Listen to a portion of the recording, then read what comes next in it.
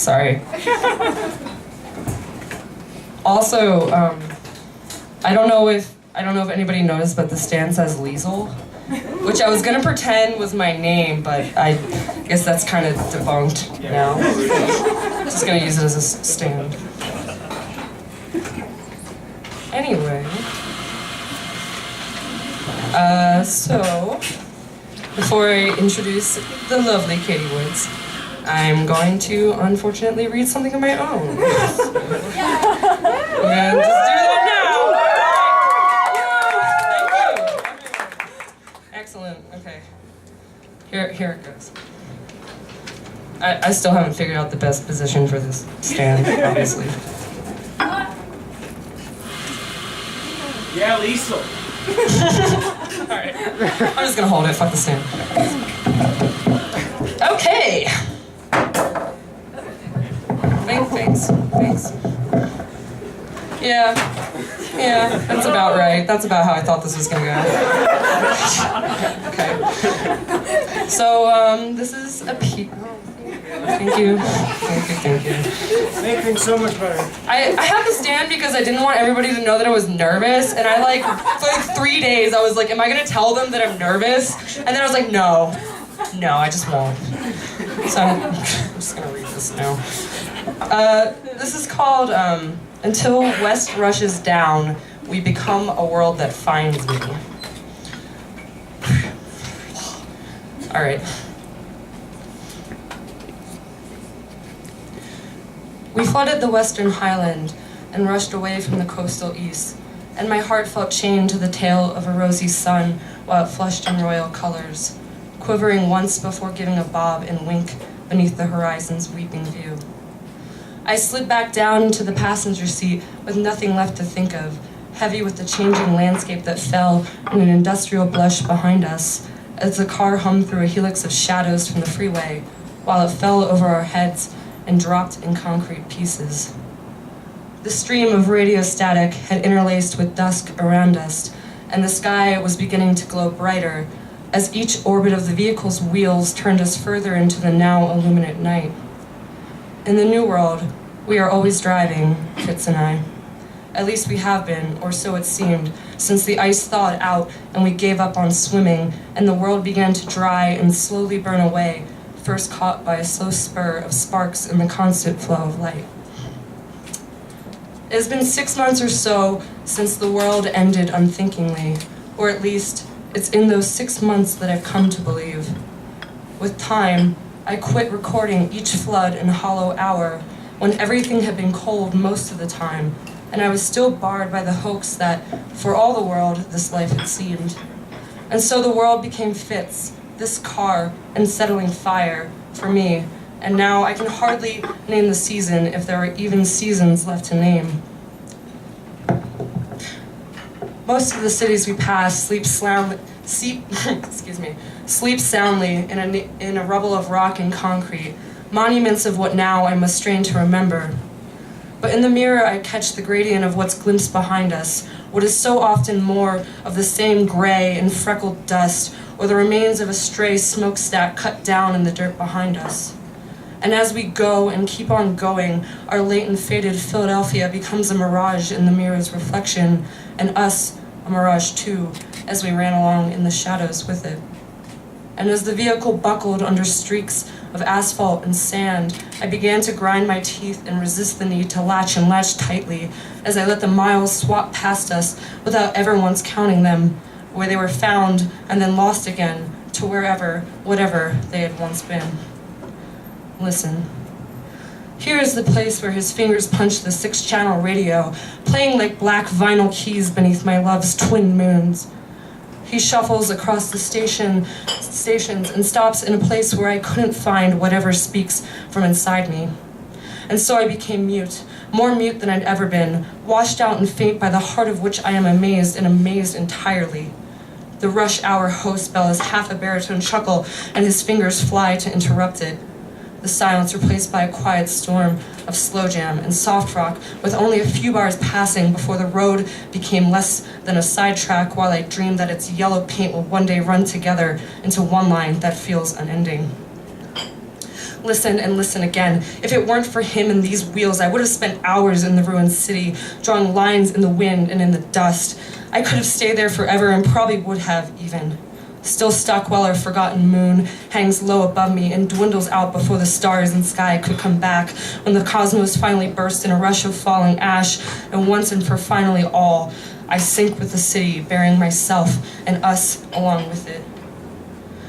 But Fitz sees through concrete, and so certainly me, who stutters like half a ghost already, and tosses and turns of silence which have spread from somewhere that I cannot see.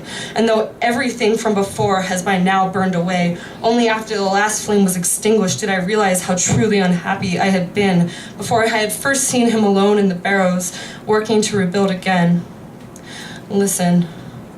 Save for a smile and for a wave. No matter how many times I tripped over fallen stop signs, yellow yields, or broken speed limits, his hand was there to guide me, to tug away from the fire and back into ours, to a place that was, of course, no place, and felt, for maybe a moment, free from all the rot around us. So I stood and shook myself dry, unable to take no notice or to brush past his palms without reading into their imprint lines. Now we'll drive again. And he'll adjust the radio dial with the curve of his third finger and then the hook tip of his fourth, the slow and acoustic song imitating a refrain of the moment's movement, playing back to me through all the night. And when a constellation of Baroque lyrics soars in through the station's static, he'll change it, always change it, change and change again. Quiet. One moment, just listen. Some time ago, a second moon hung itself up in our sky and hasn't let me be since. We saw her first saddle side by side the old one cold and autumn night, and watched as she turned milky white and then softly ripened, the color of a golden cat's eye, peering back at us from some other's night.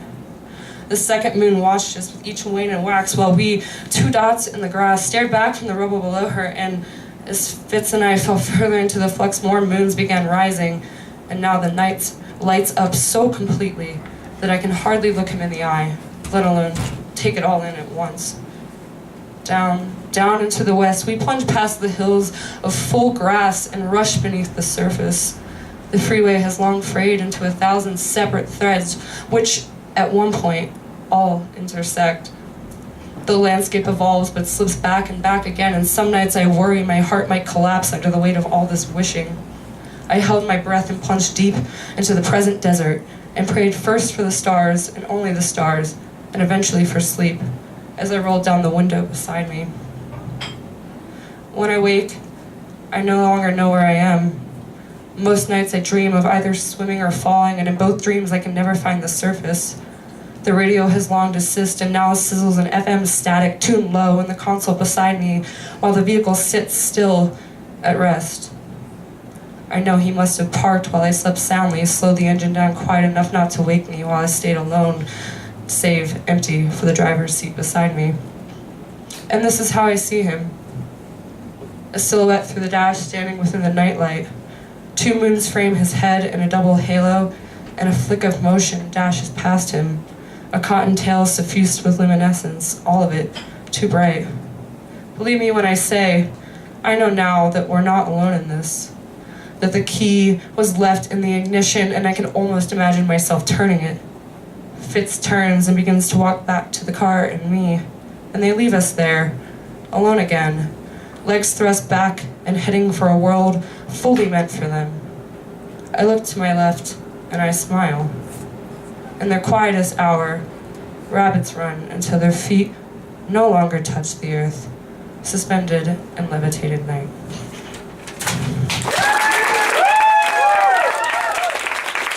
Thanks, y'all.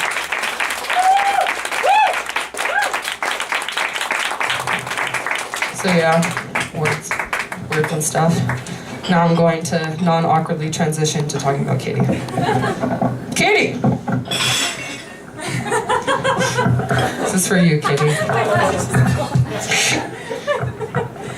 I don't like the stand either, honestly. No stand. Okay.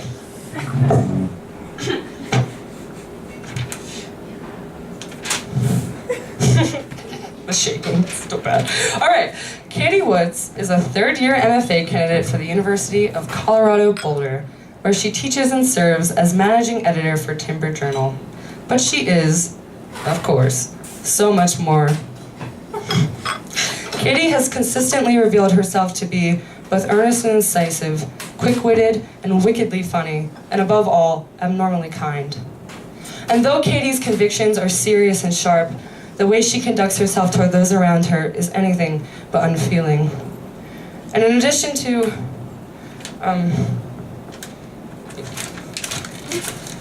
you know what, Katie? I feel kind of weird reading this. I think I'd rather off the cuff, straight from the heart. Katie, this is from my heart. I was supposed to do that smoother.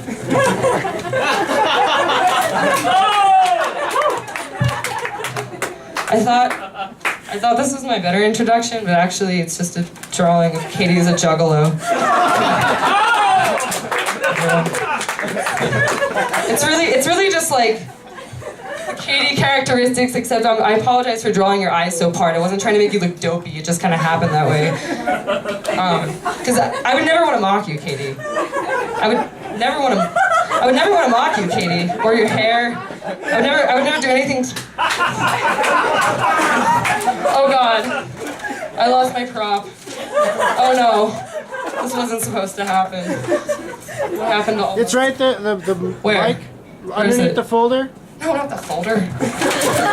Alright, Katie, you know what? This is really seriously disappointing to me because this was my favorite part of whatever the hell I was going to say to you. This is the thing, it's this thing. Sorry, I mean, Katie, I would never want to mock you, Katie. I would never do anything to mock you, Katie.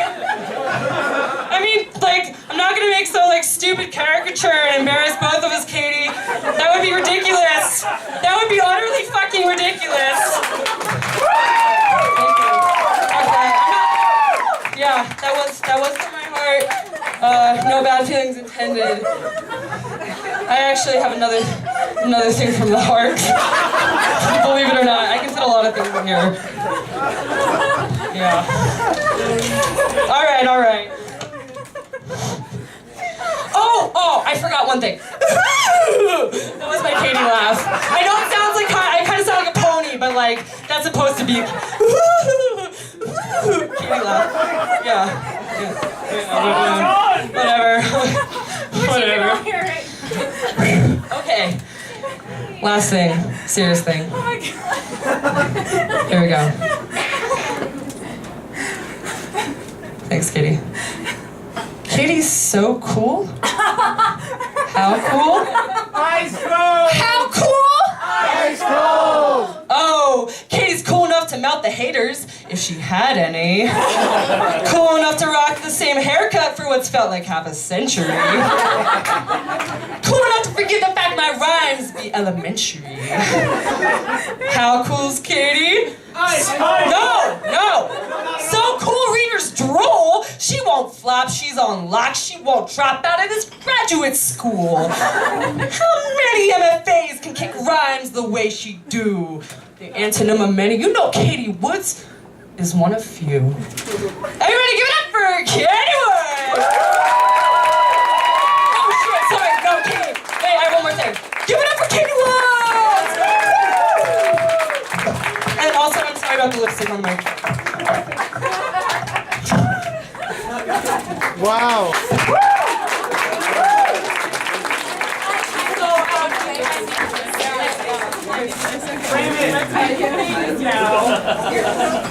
Yes, of course. Thanks. Sorry. Bye. She was relying on me wearing red lipstick tonight. I almost wore black lipstick, you guys, so fuck you, Elise. No, I love Elise. You are lucky. Lucky. It's not as though I wore red lipstick almost every day I taught you. There is lipstick all over this I'm microphone. sorry. I know. It's really bad. French kissed it. I'm gonna take I'll have you all know I have had bangs since I was a child. You can look at my Facebook for evidence of said fact.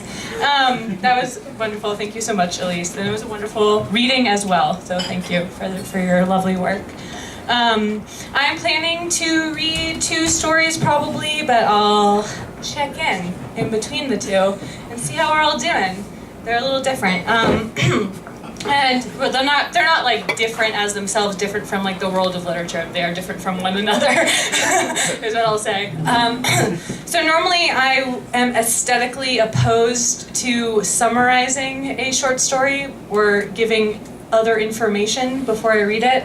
But I kind of, I will make an exception for myself and say, well, just to say that the first short story I'm planning to read is mainly a short story that takes place in the modern day. However, it also addresses the founder of American Spiritualism, Maggie Fox. So when I talk about Maggie Fox, she is a real person who exists. And when I say the words Maggie, it can be a little confusing because they jump in between. So that's all I'll say to summarize as well.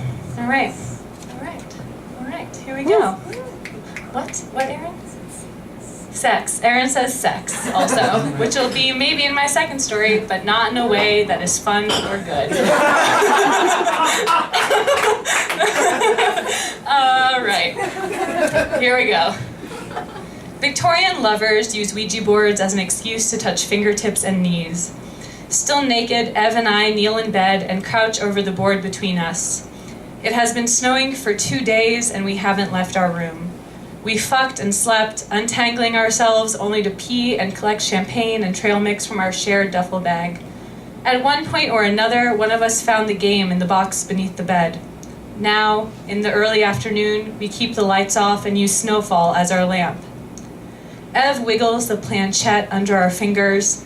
You have to focus, I say, staring at the blank space magnified in the planchette's plastic eye. Focus. Spirit or ghost, if you are here, we want to talk to you. Ev giggles, her 2 front teeth pressed into her bottom lip, the enamel blotched with fluoride. She gestures to the room, to us. Shannon, this is so stupid, she says, and bursts into laughter again. The bed and breakfast owner calls our room the Celestial Forest. The 4-poster bed is draped in sheer white curtains. The blue quilt and blue sheets, I realize I have to turn the page. I'm like preparing for this now, okay. The blue quilt and blue sheets and blue throw pillows clash. Someone has painted an immense full moon on the wall to our right, and Ev thinks we are lucky it doesn't have cartoon eyes or a dopey grin. Along the other walls, silver trees spray blue leaves and white stars over the floor. Shellacked and puffy against the hardwood, they are easy to mistake for beetles. It is our 3rd anniversary. We planned a weekend just for us, with no friends or jobs or chores, exploring a sleepy suburb that we know nothing about. But now the town is shuttered and our bodies are sore, so the game is something to do. American Spiritualism began when Maggie and Katie Fox, barely preteens and deeply bored, decided to scare their mother. They were clever little girls. Young joints they discovered cracked. So loudly, it might be someone knocking. And who would see toes and ankle bones under all those layers of skirt? The sisters trained their feet to twist and their faces to hold straight. They yelled for their mother. They'd summon spirits, they cried. Just listen to the ghost rapping on the floorboards. It was 1848, the night before April Fools, but their poor, shocked mother could not remember that. Later, the girls played the same joke on their neighbors. After all, they'd worked hard on their trick. So harmless, such beginnings. Ev takes a moment to catch her breath. I click my tongue. Sorry about that, ghost. We are very, very serious, I say. Very. I want to meet you, ghost friend, Ev says. You should ask the spirit a question to show your good intentions. Okay, Ev says, grinning at me. But it's going to be a secret between the ghost and me. She closes her eyes. I hold my breath. I look at Ev's narrow ribcage, her small breasts, her collarbones, the left tattooed with 3 blood orange poppies that trail into crows and ribbons on her arm.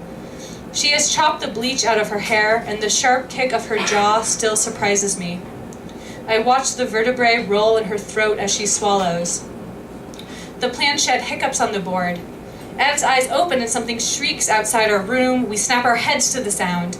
Another high, long note bounds down the hallway. It's that fucking kid again, I say. Ev shakes out her hands. I'm impressed by his stores of energy. I wish the owner had mentioned that her son is Tarzan, I say. I'm not sure what she can do, she says. The boy stomps down the hall and the walls crack. He snowed in too. That's why video games were invented. We should give him this thing, Ev says. I don't want it anymore. It somehow manages to be both creepy and boring. She sets her palms on the floor and stands. He can sled on it. What did you ask? I say. She winks at me over her shoulder. I watch her walk to the bathroom, her flat ass and wide-set thighs, the pirate ship tattooed over her sacrum. Half closed, the door blocks the toilet, but I can hear her pee. When we arrived, the owner told us that we were the only guests. I'm shocked you didn't cancel, she said, her eyes stuck on me. Thrilled, of course. You girls enjoy the parlor, help yourself to the sherry. Just be sure not to disturb the birds or try to light a fire. But you both look like nice girls. Enjoy your stay, Starlight Sprites. She smelled like baby powder and spoiled strawberries. I thanked her while Ev poked our room key into my thumb. I wondered what she could have thought of us. Ev is my first girlfriend after a decade of men, and when I stand next to her in my dresses and mascara, I am always ready to be called an imposter. Ev flushes, runs the sink, sings a line that I don't catch. I looked down at that planchette, surprised to discover my fingertips still in place, holding the plastic eye steady over the board's bold no. In a picture, preserved for centuries, Maggie and Katie sit side by side. This is confusing because I have a character named Katie and my name is Katie, but they are not the same. Okay, sorry, I just realized that reading it aloud. Katie Fox's hand rests on Maggie's shoulder. They are teenagers, mediums to the spirit world, and the newspapers are writing about them now. Katie looks directly at the camera. Maggie Fox, her hands folded in her lap, her neck stiff, stares somewhere beyond the frame. With her clear brown eyes and her sleek brown hair, she is becoming beautiful. They are good, simple girls, the reporter says. They have no idea how their powers work. They have no control. I wonder sometimes about the things I never tried to get away with. So many rules followed for so long. Once at 19, I cried at an airline check-in and the clerk waived a fee for my obese baggage. Months later, on a commuter train, I searched in my purse for a ticket I knew I had never purchased. The nodded and I rode along, my skin buzzing. Both times I stared out my window, and wondered if this was the tipping point. If this was the lie that would lead to clog in the plane's engine, a hitch of the train's great iron wheels. Ev has ventured outside for food, despite the persistent snow and our stockpile of snacks. She set off in her boots and her traffic cone coat with promises of curry. I lie in bed with my laptop on my chest, trying to ignore the yells from the boy upstairs while I research ghosts on the asthmatic internet. The website calls for candles. I swing out of bed and begin opening things. Ev never likes these small hotel expeditions, though once I found us a $20 bill and in an open sleeve of Oreos. I sweep my hand into the nightstand's slim, empty drawers. A sort of bookshelf leans against the wall, stacked with jars of dried wildflowers, notepaper, and a glass paperweight that resembles an electric scooter. In the bathroom, I find 3 distended bobby pins and a tube of fuchsia lipstick smeared to the nub. And under the sink, matches and 2 squat white candles, shiny as false lilies. I sit cross-legged on the floor with a lit candle within my reach. I sketch 2 shoddy pentagrams on 2 note cards and write yes on one and no on the other, an answer for each side of the candle. The website calls for salt, so still unwashed and giddy, I swipe my fingers under my breasts and rub them over the flame. Spirit, are you with me right now? I ask. The flame bobs in place. Is someone here with me, in this room? The flame flickers toward yes. Wax pools around the wick, odorless and clear. Are you the spirit of a woman? A gust blows the candle out. Ev has opened our door. She stands for a moment, her arms cradling a paper bag, the visible slice of her cheeks bright red. What the hell are you doing, she says, setting the bag on the floor beside me. I shrug and wiggle my free fingers at the candle. Making friends. Ev sighs. My poor little medium. Under her jacket, she wears a gray t-shirt, black jeans. I can't remember watching her put these pieces on. I can't remember how long she's been gone. She kisses my head and sits down beside me, blowing the candle out. We have no plates or bowls and only one plastic fork. I scoop rice into my curry with a spoon. The coconut milk has cooled around the edges, but the center is hot and rich. Ev rubs my bare knee. I spoon discs of carrot into my mouth and smile. Ev and I met at a restaurant. I was a waitress, Ev a line cook. She slipped me free fries and avocado slices. One day, another waitress came to work crying. She'd backed over her dog in her driveway. He had been a small dog, a Shih Tzu, and she hadn't seen him escape from the backyard. She ran the front tires over the dog's belly, his bottom legs. He'd cried out once, a sound like she'd never heard before. The other waitress spent most of that shift in the back room, emptying a sleeve of paper towels against her face.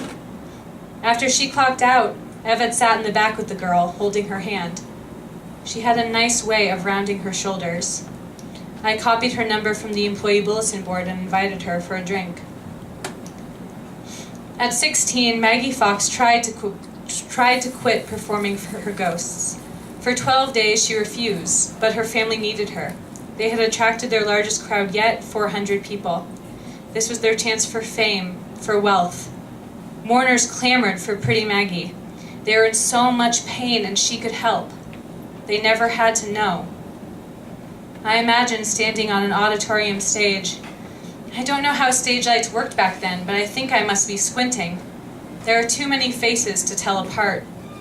Show them that you're startled, sweetheart. When they whistle, give them a smile. Show them that they've won you over. They'll trust you if you think they'll trust you if they think you trust them. Maybe the private seances were different. The intimate parlors, the condensed grief, the hands lifted in a ring. But then I can feel the pit of another stranger's palm, and I know the work wasn't different at all. Ev lounges in the jetted tub, her face pink, clutching a bottle of champagne beneath her knees. The cork bobs by her shoulders. She splashes at the milky strip of bubbles floating under the faucet. I tried to put your bubbles in here, but they didn't really work, she says. That's okay, I say, taking a wide step over the tub's marble base. The water is hotter than I like, and I march in place. Something thuds above our heads. That kid was screaming again while you were out. Sorry I missed it. Ev raises the bottle in a toast. To our future. I lower into the water. I grit my teeth against the heat and hiss. Ev bats at the undersides of my breasts. These look nice, she says. They get in the way when I clip my toenails, I say. Ev brings the bottle to my lips and tips it. I take 3 gulps, then sputter. Hey, okay. I lean back against the tub. The heat makes my forehead hollow. Ev switches on the jets and a fist of air pounds at my kidneys. White bubbles break the surface of the water. They climb around my back, swelling up to my chin, and I start to laugh. Ev cackles. Foam slops over the edges of the tub. Ev fumbles over the controls and only turns the jets up stronger. She tries to curse through her laughter. I jump out of the tub and throw towels on the floor. Bubbles dangle from my armpits, my nipples, my elbows. When the jets finally stop, the foam reaches through the bathroom doorway into our bedroom. I scoop handfuls back into the tub, but artificial vanilla clogs my mouth and my nostrils, and I lean against the sink, laughing and retching. Ev hoots, howls. The mountain of bubbles shakes with her as she gasps for air, a tumorous cocoon swelling over every part of her, swallowing everything but her red, wide mouth. Maggie fell in love with Dr. Alicia Kent Kane, an Arctic explorer and poet. He loved her and despised spiritualism, the godless scam. He bought Maggie an engagement ring, a diamond set in black enamel, but he refused to marry her until she stopped her seances and returned to school. When you are thus changed, Maggie, he wrote, I shall be proud to make you my wife. No one likes other people's kids. It's different when they're yours. That's what everyone tells me. My mother, my coworkers, the old man on the bus. You can't even imagine how much you will love them. You won't know what hit you. When I wake up the next morning, Ev is already standing at the foot of the bed, blurred by the curtains. I listen to the zip of her coat. You're going out again? We need more stuff. I drop back against my pillow and slap at my eyebrows. I become aware of my nakedness and the stick of my thighs. Has it stopped snowing? Still going. What time is it? I say. It's still early, love. You should keep sleeping. I feel Ev pull my feet from the bedding and kiss my ankles. I'll bring back coffee.